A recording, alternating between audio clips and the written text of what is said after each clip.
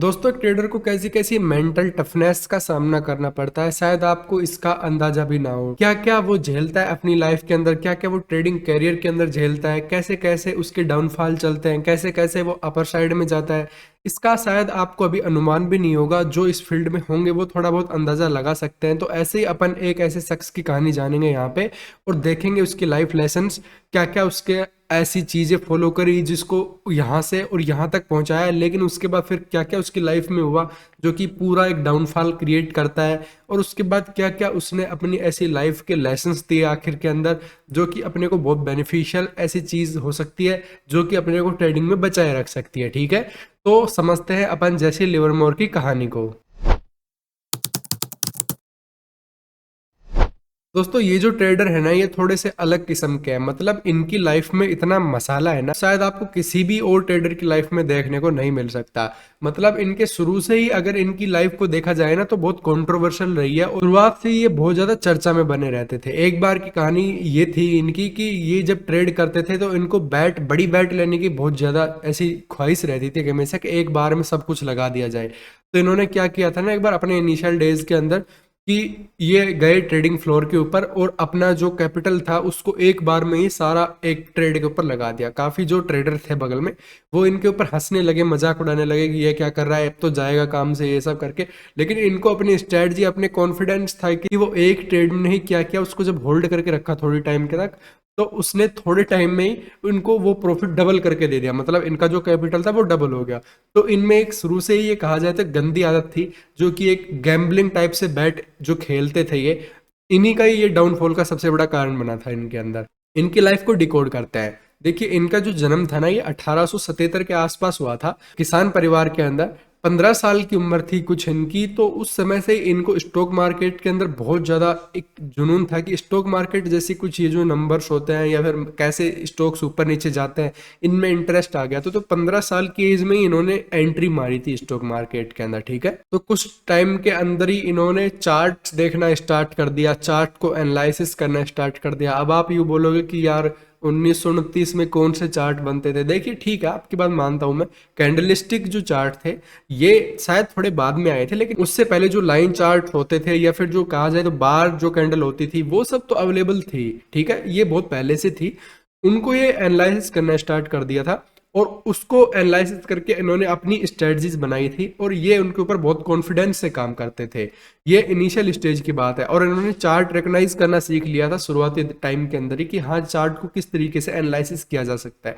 अभी इनकी लाइफ के अंदर वो चार्ट भी देखेंगे, एनालिसिस भी करेंगे अपन, वो अपन इस चार्ट के ऊपर देखेंगे। ठीक है, अभी इनका थोड़ा सा एक बार लाइफ का थोड़ा ब्रीफ समझ लेते हैं ताकि समझ में आ जाए कि अपन किसके बारे में बात कर रहे हैं, क्या ऐसे ट्रेडर हैं, तो समझने में थोड़ा अच्छा लगेगा। फिर जैसे जैसे इन्होंने अपने चार्ट को रिकॉग्नाइज करना स्टार्ट कर दिया कि हाँ, ये पैटर्न्स इस तरीके से काम करते हैं, ये स्ट्रेटजी इतना अच्छा काम करती है, कुछ रूल्स बनाए, उनको फॉलो करते करते देखो टाइम आ गया था, आगे बढ़ गया था और इन्होंने थोड़ा कैपिटल बना लिया था अपना। उसके बाद देखो तो टाइम आ गया था दोस्तों 1929 में। ऐसा क्या हुआ था, देखो ये वो टाइम था जिसको कहा जाता था ग्रेट डिप्रेशन, नाम से एक क्रैश को कहा गया था। ये आप जो चार्ट पे देख रहे होगा ना सामने, ये वो क्रैश नहीं है, ये तो केवल मैं एनालिसिस कर रहा था। ये 1987 के आसपास का क्रैश है। तो इसको बाद में कभी देख लेंगे, लेकिन आपको मैं चार्ट दिखाऊंगा क्योंकि देखो, अगर कैंडलस्टिक की बात करें ना, तो वहां पे 1929 की कैंडलस्टिक अवेलेबल नहीं है। उनके लाइन चार्ट ही मिलते हैं अपने को। 1929 में क्या हुआ था कि अमेरिका के अंदर ग्रेट डिप्रेशन आया था। अमेरिका में क्या कि ऑल ओवर इकोनॉमी में आया था, सब कहीं पे ही, तो उसको ग्रेट डिप्रेशन नाम दिया गया था। तो इन्होंने उसका बहुत अच्छा अपॉर्चुनिटी का फायदा उठाया था। तो इनका नाम उस टाइम पे the great bear of Wall Street पड़ गया था। ठीक है, इन्होंने इतना ज्यादा शॉर्ट करके पैसा कमाया था। तो दोस्तों है ना, सबसे पहले उस चार्ट को देखते हैं, चार्ट को समझते हैं कि उस पे कैसे काम किया था इन्होंने। तो दोस्तों सबसे पहले ना अपन उस चार्ट पे चलते हैं और उस चार्ट को देखते हैं कि कैसा कुछ किया था इन्होंने, और उसके हिसाब से फिर वैल्यू बताऊंगा कि कौन कौन से ट्रेड लिए गए थे, कितना ज्यादा अमाउंट इन्होंने बनाया था आज की वैल्यूएशन के, अगर आज की इन्फ्लेशन के हिसाब से अगर उसको कैलकुलेट करा जाए तो कितना बनता है। तो अपन उस चार्ट पे देखते हैं सबसे पहले। तो यहाँ पे देखिए दोस्तों, शायद आपको पता नहीं थोड़ा दिख रहा हो या नहीं दिख रहा हो, क्योंकि यही चार्ट अवेलेबल है यहाँ पे और अवेलेबल नहीं है। अगर मैं आपको अदर वेबसाइट पे भी एक बार दिखाऊं ले जाके, तो सबसे पहले यहाँ पे समझते हैं, फिर थोड़ा वेबसाइट पे देख लेंगे। अगर यहाँ पे देखिए, ये 1929 का चार्ट था। ठीक है, यहाँ पे 1930 आ रहा होगा, आपको दिख रहा होगा, ये 1929 का अक्टूबर का टाइम था। अक्टूबर के अंदर भी डेट मैं आपको बताता हूँ। तो दोस्तों डेट थी यहाँ पे 24, 28 और 29, ठीक है, ये 3 दिन थे यहाँ पे। तो इन्होंने क्या प्रेडिक्ट किया ना कि मार्केट में ना एक फाल आने वाला है, यहाँ पे इन्होंने फाल को प्रेडिक्ट किया। इनके जो भी एनालिसिस थे स्ट्रेटजी की बात लास्ट में करते हैं यहाँ पे। तो इन्होंने क्या देखा कि मार्केट जाने वाला है यहाँ पे। तो अब इन्होंने शॉर्ट की अपॉर्चुनिटी देखी कि यार मार्केट में शॉर्ट कहाँ पे किया जा सकता है, तो इन्होंने शॉर्ट करना स्टार्ट किया। देखो सबसे पहले क्या 24 तारीख को, तो 24 तारीख कहाँ पे है, इस दिन पे। यहाँ पे देखिए, अब ये एक चीज देख रहे होगे कि ऑल ओवर अगर कैंडल्स को देखें ना अब तक की, तो सबसे बड़ी कैंडल्स ये बनी थी यहाँ पे सबसे बड़ी कैंडल बनी, ठीक है, ये 24 तारीख की कैंडल थी। उसके बाद नेक्स्ट कैंडल बनी 28 तारीख को। 28 तारीख को कौन सी थी कैंडल, अगर इसको कैलकुलेट करें तो 28 तारीख का ये था, देखो ये 28 तारीख की कैंडल बनी। उसके बाद आखिरी कैंडल कब बनी, ये जो बड़ी वाली ये बनी 29 तारीख को। ये कैंडल थी 29 तारीख की, ठीक है। तो आप देख रहे हो कि ये 3 कैंडल के अंदर इन्होंने ट्रेड किया था और तीनों कैंडल में सबसे बड़ी यहाँ पे सेलिंग देखने को मिली थी। और आपको पता है कि कितना बड़ा अमाउंट इन्होंने कमाया था उस समय 1929 में। दोस्तों 1929 में ना इन्होंने मार्केट से $100 मिलियन कमाए थे। अगर आज की कैलकुलेशन करें, आज की इन्फ्लेशन को अगर एडजस्ट करके अगर देखें तो $1.6 बिलियन बनते हैं आज के टाइम के अंदर। उस समय बहुत बड़ा अमाउंट होता था ये, आज के हिसाब से भी बहुत बड़ा होता है। अगर इंडिविजुअल बंदा कोई अगर इतना बड़ा अमाउंट बना लेता है तो इसकी रिस्पेक्ट तो होनी चाहिए यार मार्केट के अंदर। यहाँ पे भी आप देख रहे होगे कि मार्केट में इतना अच्छा एनालिसिस कि 3 दिन इन्होंने काम किया और तीनों दिन ही जितने दिन की कैंडल बनी थी ना सबसे बड़ी कैंडल्स बनी है यहाँ पे, तो 3 दिन के अंदर ही मार्केट की धज्जियां उड़ा दी। तो इसलिए ग्रेट डिप्रेशन के अंदर दुनिया की जब ऐसी तैसी हुई पड़ी थी तो इन्होंने बहुत तगड़ा पैसा कमाया था। उस समय ये मौज कर रहे थे लेकिन दुनिया की लगी पड़ी थी। ये होते एक अच्छे ट्रेडर की राइट टाइम पे राइट डिसीजन प्लस में अपॉर्चुनिटी का फायदा उठाना। उसके बाद भी देखिए ना मार्केट में ना कोई बहुत ज्यादा कुछ अपर साइड का मूवमेंट आया नहीं, यहाँ से देखिए डाउन साइड में तो गया लेकिन फिर अप साइड का मूवमेंट आया नहीं, जिसको बोलते हैं फर्स्ट पुल बैक। ये फर्स्ट पुल बैक था यहाँ पे। उसके बाद देखिए मार्केट काफी टाइम तक नीचे गया था। और देखो सबसे ज्यादा मेरे लिए ना इंटरेस्टिंग फैक्टर ये हो जाता है यहाँ पे कि वापस वापस इस लेवल का रिजल्ट देने के लिए मार्केट को कितना टाइम लग गया। देखिए 1929 में क्रैश हुआ, वापस से देखिए इसी लेवल तक आने में मार्केट को कितने साल लग गए यहाँ पे। ये कब आया, 1955 के अंदर। मतलब आप देख रहे हो कहाँ पे 1929 में क्रैश हुआ था, यहाँ पे 1955 के अंदर वापस से मार्केट इसी लेवल पे आया है। आप समझ सकते हो कि कितना बड़ा टाइम पीरियड हो गया। और एक बात देखिए, ठीक है लिक्विडिटी कम हो सकती है उस टाइम में, लेकिन आज के टाइम में लोग ज्यादा एग्रेसिव होते हैं कि जैसे मार्केट आए डाउन साइड में हम इन्वेस्ट करें। ये भी एक फैक्टर होता है। आप थोड़ा सा एक बार वेबसाइट पे देख लेते हैं, उस पर खैर लाइन चार्ट मिलेगा, कोई बहुत बड़ी चीज तो अपने पास नहीं है। अगर इसको भी अगर लाइन में कन्वर्ट कर दे तो सिमिलर इसी चीज को आप देख सकते हो। यहाँ पे भी कोई इतना ज्यादा, मैं वेबसाइट पे भी देख रहा था लेकिन उस पर इनफ डाटा नहीं है, यहाँ पे भी देख सकते हो आप, ठीक है। तो ये प्रेडिक्ट वो देखो वो क्या है ना, वो चार्ट पैटर्न्स देखते थे, वो प्राइस एक्शन ट्रेडर थे, वो चार्ट पैटर्न्स रिकॉग्नाइज करते थे, देखते थे हाँ कुछ फॉल्स ब्रेकआउट चल रहा है मार्केट के अंदर। कि ऐसा नहीं कि आज से ही हो रहे हैं ब्रेकआउट, ये मार्केट के अंदर एक टेक्नोलॉजी बढ़ती है आगे चलती है तो वो ही चीजें बस फॉलो होती चली जाती हैं। यहाँ पे देखिए काफी चार्ट बनते थे पहले भी, वो लाइन चार्ट में था, बस इतना फर्क है यहाँ पे।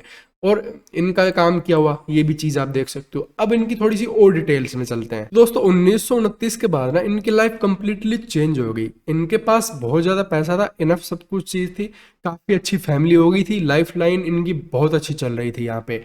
उसके बाद क्या होता है ना कि इनको एक गंदी आदत थी बड़े बैट्स लेने की। मतलब इनका था कि मार्केट के अंदर है ना ये एक बार में अपना बहुत बड़ा कैपिटल डालते थे, लगभग एक बार में एक ट्रेड के अंदर ही सारा अमाउंट इन्वेस्ट कर देना। मतलब इतना गंदा गेम, या तो आर या पार, इतना वाला ऐसा गेम खेलते थे ये। तो इनकी वजह से क्या हुआ, इसके बाद इन्होंने अपना सारा अमाउंट वाइप आउट कर दिया। आप सोच सकते हो किस लेवल का क्रेजीनेस होगा ये, कि मतलब आपने इतना बड़ा अमाउंट बनाया और उसके बाद आपने वो अमाउंट ड्रॉ डाउन, मतलब खत्म वो अमाउंट। उसके बाद फिर देखो फिर से इन्होंने अपनी जो एनालिसिस थी, अपनी जो ट्रेडिंग थी उसको कंप्लीट किया और ऐसा अपना अमाउंट इन्होंने बहुत बड़ा बनाया बार बार और उसको 4 बार वाइप आउट किया। मतलब इतना बड़ा अमाउंट उन्होंने 4 बार उड़ाया कम से कम। मतलब आप लेवल देख रहे हो, एक बंदा काम कर रहा है चार्ट देख रहा है, सही तरीके से ट्रेडिंग आ रही है, लेकिन उसको आदत है एक बार में बहुत बड़ी बैट खेलने का, या आर या पार, मतलब एक बार में अगर वो ट्रेड चल गया तो बहुत बड़ा अमाउंट बनेगा, अगर नहीं चला तो खत्म। ये वो टाइम था जब तक ये 4 बार हार चुके थे बुरी तरीके से, मतलब ये जाते थे 0 से लेके 100 तक, 100 से फिर से 0, ऐसा इन्होंने 4 बार किया। उसके बाद क्या होता है ना कि थोड़ा सा मेंटली अपसेट हो जाता है आदमी। तो दोस्तों ऐसे में क्या होता है ना कि फिर फैमिली भी इतना ज्यादा सपोर्ट नहीं कर पाती, क्योंकि इतना बड़ा बड़ा फेलियर आप बंदा जीवन में एक बार देख ले बहुत बड़ी बात होती है, और ये 4 4 5 5 बार ऐसा कर दिया इन्होंने, तो इनकी फैमिली इनसे दूर हो गई, इनका जो पर्सनल जो लाइफ था वो बिल्कुल खत्म हो गया। अब 1940 के अंदर क्या होता है ना कि इनके पास पैसा था, सब कुछ था, ठीक है। अब सब कुछ होते हुए ये डिप्रेशन में जाने लगते हैं, इनकी मेंटल हेल्थ बहुत बुरी खराब होने लगती है, और 1940 के अंदर ये खुद को खत्म कर लेते हैं। और ये इनका लाइफ का ऐसा टाइम था जब ये बहुत ज्यादा डिप्रेशन में थे, और इन्होंने उस टाइम पे जो नोट्स लिखे थे, उस नोट्स में क्या डाला इन्होंने, मेरी जिंदगी एक बहुत बड़ा फेलियर है, मैं अपनी जिंदगी में कुछ भी नहीं कर पाया, मैं यहाँ पे खुश नहीं रह पाया। आप सोच रहे हो कि इतना ज्यादा पैसा कमाया, इतना कुछ किया, 4 बार खत्म हो गए, जीरो से उठने की हिम्मत, फिर से वापस जाके वो चीज बिल्ड कर दी, और आखिरी में डिप्रेशन में आके खुद को खत्म कर लिया, और ये डाल के गए कि मेरी लाइफ कंप्लीटली फेलियर है, मैं कहीं से भी सक्सेसफुल नहीं बन पाया। अब आप सोच रहे हो, और इन्होंने अपनी लाइफ लेसन्स में कुछ स्ट्रेटजीज, कुछ आखिरी में जो चीजें हैं वो दे के गए, ये ऐसा नहीं है। अब इनकी स्ट्रेटजी पे चलते हैं, इनके लाइफ देख रहे हो बहुत अजीब है, लेकिन स्ट्रेटजी पे चलते हैं। स्ट्रेटजी में पहली चीज इन्होंने बोली कि मैं ट्रेंड फॉलोइंग करता हूँ। ट्रेंड फॉलोइंग ऐसी चीज होती है कि मार्केट में हमेशा ट्रेंड के साथ चलो, ट्रेंड चेंज हो रहा है अपना व्यू चेंज करो, यहाँ पे मार्केट जब तक एक साइड में चल रहा है बस उसको फॉलो करो। अब जैसे क्या होता है ना कि मार्केट अगर अप साइड में चल रहा होता है तो सपोर्ट फाइंड करनी होती है अपने को, जब भी सपोर्ट के पास आए वापस से बाइंग आए, या फिर मार्केट डाउन साइड में चल रहा हो तो अगर मार्केट के अंदर सेलिंग आ रही है तो एक बार रेजिस्टेंस फाइंड करो। जब भी मार्केट, जैसे मैं आपको चार्ट पे समझाता हूँ, जैसे मार्केट अप साइड में जा रहा है, ठीक है, इस तरीके से, तो इसमें क्या करो, सपोर्ट फाइंड करना स्टार्ट कर दो, जैसे सपोर्ट के पास आए वापस से बाइंग आ जाए, या फिर जब सेलिंग की साइड जाए तो रेजिस्टेंस फाइंड करना स्टार्ट कर दो, कि जब भी रेजिस्टेंस के पास आए तो वापस से पुल बैक में आप सेलिंग करना स्टार्ट कर दो। तो ट्रेंड के साथ आप चलोगे, ट्रेंड को फॉलो करोगे आप। सेकंड चीज इन्होंने क्या बोली, मार्केट टाइमिंग बहुत ज्यादा इंपॉर्टेंट है, मतलब आप किस टाइम पे मार्केट के अंदर एंट्री कर रहे हो, वो कोई टाइम भी हो सकता है, किस टाइम पे राइट एंट्री राइट एग्जीक्यूशन बहुत ज्यादा जरूरी होता है। कई बार होता है ना कि यार 3 बजे वाली कैंडल बहुत तगड़ी बनती है, या फिर कहा जाए ये जो टाइम होता है न्यूयॉर्क सेशन जैसे फॉरेक्स में चलते हैं तो वो सेशन बहुत अच्छा होता है, उसके अंदर मार्केट में ओपन होता है तो ये कैंडल्स इस तरीके से मूवमेंट करती है, वो पर्टिकुलर एक टाइमिंग हो जाती है। तो ये टाइमिंग को काफी बिलीव करते थे कि हाँ टाइमिंग मार्केट के अंदर बहुत ज्यादा इंपॉर्टेंट है। थर्ड इनकी चीज थी, ये पिवट पॉइंट को फॉलो करते थे। अब ऐसा नहीं है कि आप सोचोगे कि पिवट पॉइंट अभी बने हैं, नहीं, पिवट पॉइंट में अगर आप कई बुक भी पढ़ोगे ना तो पिवट पॉइंट बहुत पहले से चलते आ रहे हैं, जब वो बार्स कैंडल्स चलती थी ना तब से चलते आ रहे हैं, जब उनको फॉलो किया जाता था, लाइन चार्ट को फॉलो किया जाता था, तो तब से पिवट पॉइंट चलते आ रहे हैं। तो पिवट पॉइंट बहुत पुराने हैं, तो पिवट पॉइंट को फॉलो करते थे, और उनके ऊपर बोलते थे कि पिवट पॉइंट है ना वो आपको मार्केट में मूवमेंट पकड़ने के लिए बहुत ज्यादा इंपॉर्टेंट होते हैं, क्योंकि पिवट पॉइंट से है ना मार्केट में मूवमेंट बहुत जल्दी आते हैं, रेजिस्टेंस ब्रेकआउट या सपोर्ट ब्रेकआउट से मार्केट में सडन मूवमेंट आते हैं, तो उनसे बहुत इजीली कैच किया जा सकता है। तो थर्ड इन्होंने पिवट पॉइंट पे बोला।